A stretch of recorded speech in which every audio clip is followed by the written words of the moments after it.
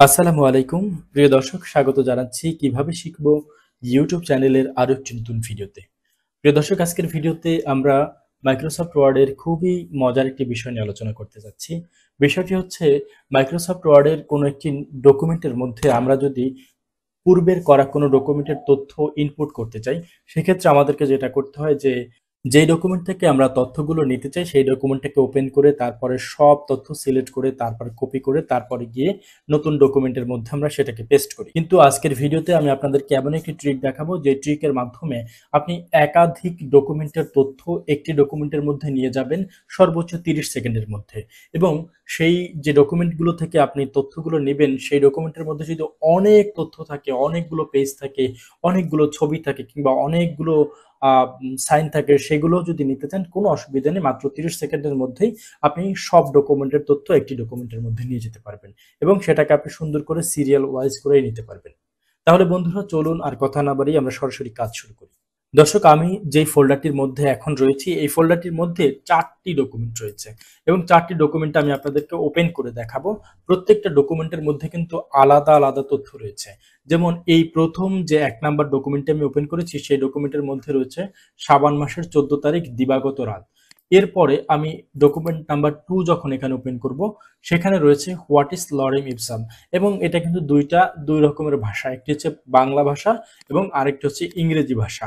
এবং 3 নম্বরে যে ডকুমেন্টটি রয়েছে সেই ডকুমেন্টটা আমি যখন ওপেন করলাম সেটার মধ্যে বাংলা একটা কন্টেন্ট লেখা আছে, সেটা হচ্ছে একজন পরিবার বিচ্ছিন্ন নারী ফাতেমা, এরকম। তারপরে 4 নাম্বার ডকুমেন্টটা যদি আমি এখানে ওপেন করি, সেটা যদি আমি আপনাদেরকে দেখাই, সেখানে আমরা বাংলাতেই একটি দরখাস্ত লেখা দেখতে পাচ্ছি যে তারিখ 30/1/2024। তাহলে বন্ধুরা, আমরা যেটা দেখতে পেলাম যে এখানে প্রথম যে ডকুমেন্টটি রয়েছে 1 নাম্বার ডকুমেন্ট, সেটার মধ্যে রয়েছে শাবান মাসের 14 তারিখ। দ্বিতীয় ডকুমেন্টের মধ্যে আমরা দেখেছি ইংরেজিতে কিছু লেখা। তৃতীয় ডকুমেন্টের মধ্যে আমরা দেখতে পাচ্ছি যে এখানে বাংলাতে একটি কন্টেন্ট লেখা আছে এবং চতুর্থ ডকুমেন্টের মধ্যে একটা আবেদনপত্র দেওয়া আছে। এখন এই 4টা ডকুমেন্টের মধ্যে যে তথ্যগুলো রয়েছে সব তথ্যগুলো আমি একটা ডকুমেন্টের মধ্যে নিয়ে যেতে চাই। সেক্ষেত্রে আমরা কিভাবে কি করব? তো আমি এখানে একটি নতুন ডকুমেন্ট ক্রিয়েট করলাম, লিখে দিলাম টেস্ট। এই টেস্ট ডকুমেন্টটা আমি এখন ওপেন করলাম। এখানে যে টেস্ট ডকুমেন্টটা আমি ওপেন করেছি এই ডকুমেন্টের মধ্যে এই মুহূর্তে কোনো ধরনের কোনো তথ্য নাই। এখন এই ব্ল্যাঙ্ক ডকুমেন্টের মধ্যে আমি ওই যে 4টা ডকুমেন্ট রয়েছে 4টা ডকুমেন্টের তথ্য ইনপুট করতে চাই। সেক্ষেত্রে আমাদেরকে প্রথমত যেটা করতে হবে, এই ইনসার্ট মেনুতে যেতে হবে। ইনসার্ট মেনু থেকে আমরা সরাসরি চলে যাব রিবন বারের ডান দিকে টেক্সট যে এরিয়াটি রয়েছে সেই টেক্সট এরিয়ায়। এখান থেকে আমাদের এই যে অবজেক্টের অ্যারো বাটনটি রয়েছে সেই অ্যারো বাটনে ক্লিক করব। অ্যারো বাটনে ক্লিক করার পর এখান থেকে দুটি অপশন রয়েছে, একটি হচ্ছে অবজেক্ট আর একটি হচ্ছে টেক্সট ফ্রম ফাইল। আমরা এই টেক্সট ফ্রম ফাইল অপশনে ক্লিক করব। এখানে ক্লিক করার পরে আমাদেরকে আমাদের কম্পিউটারের যে হার্ড ডিস্ক বা এসএসডি থাকবে সেই মেমোরিতে নিয়ে যাবে। এখান থেকে আমরা আসলে কোন জায়গা থেকে এই ডকুমেন্টের তথ্যগুলো ইনপুট করব সেই জায়গাটা চলে যেতে হবে। আমি ওই ফোল্ডারটা এই ডেস্কটপের মধ্যে রেখেছি। এখন এই ডেস্কটপের মধ্যে 1 থেকে 4 নাম্বার ডকুমেন্টের যে তথ্যগুলো রয়েছে সেই ডকুমেন্টগুলো আমি এখানে ইনপুট করতে চাচ্ছি। সেক্ষেত্রে আমি কন্ট্রোল চাপ দিয়ে একটা একটা করে সিলেক্ট করতে পারি, অথবা এখানে 1 সিলেক্ট করার পর শিফট চাপ দিয়ে তারপরে এই যে লাস্ট পর্যন্ত আমি যতটুকু পর্যন্ত ডকুমেন্ট সিলেক্ট করতে চাই সেটা সিলেক্ট করতে পারি। সিলেক্ট করার পরে আমার যে কাজ সেটা হচ্ছে এই যে নিচ থেকে ইনসার্ট বাটনে ক্লিক করা। আমি এখানে ইনসার্ট বাটনে ক্লিক করলাম। দেখেন বন্ধুরা, সর্বোচ্চ কিন্তু 10 সেকেন্ড সময় লাগছে আমার এই সবটুকু তথ্য নিয়ে আসতে। এখন আমি যদি একদম উপরের পেজে যাই, উপরের পেজে আমি দেখেছিলাম যে প্রথম যে ডকুমেন্ট 1 নাম্বার ডকুমেন্টে রয়েছে শাবান মাসের 14 তারিখ এবং এইটা যখন শেষ হলো, এইটা হচ্ছে আমার দ্বিতীয় ডকুমেন্টের তথ্য। এটা কিন্তু হোয়াট ইজ লরেম ইপসাম এখান থেকে শুরু হয়েছিল।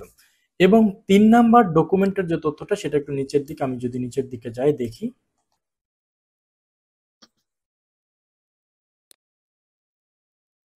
3 নাম্বার ডকুমেন্ট কিন্তু এখান থেকে শুরু হয়েছিল একজন পরিবার বিচ্ছিন্ন নারী।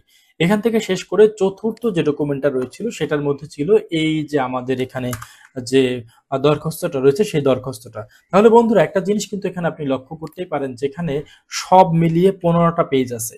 এই 15টা পেজ না, এখানে যদি 15,000 পেজে থাকতো সেক্ষেত্রে কিন্তু আপনি এই 15,000 পেজকে খুব ইজিলি অল্প সময়ের মধ্যেই ইনপুট করতে পারতেন। এবং আরেকটা বিষয় আমি আপনাদেরকে দেখাতে চাই, দেখেন এই ডকুমেন্টের মধ্যে যেখানে যে ধরনের স্টাইলে ছিল সেই ধরনের স্টাইলে কিন্তু এখানে আমরা দেখতে পাচ্ছি এবং যেখানে যে ধরনের ফন্ট ছিল সেই ফন্টগুলোই কিন্তু আছে, কোথাও কোনো পরিবর্তন হয় নাই। তাহলে বন্ধুরা আশা করি আজকের এই ভিডিওটি আপনার ভালো লেগেছে। যদি আজকের এই ভিডিওটি আপনার ভালো লেগে থাকে তাহলে অবশ্যই এই ভিডিওটিতে একটি লাইক দিন। আপনার সুন্দর একটি মতামত এই ভিডিওর কমেন্ট বক্সে জানিয়ে যাবেন। আর আপনি যদি এই কিভাবে শিখবো ইউটিউব চ্যানেলে নতুন হয়ে থাকেন তাহলে অবশ্যই এই চ্যানেলটিকে সাবস্ক্রাইব করে পাশে থাকা যে বেল আইকনটি রয়েছে সেটিকে অন করে দিবেন। পরবর্তীতে কিভাবে শিখবো ইউটিউব চ্যানেলের নতুন নতুন ভিডিও দেখার আশা রেখে এখানেই শেষ করছি। সে পর্যন্ত সবাই ভালো থাকুন, সুস্থ থাকুন। আল্লাহ হাফেজ।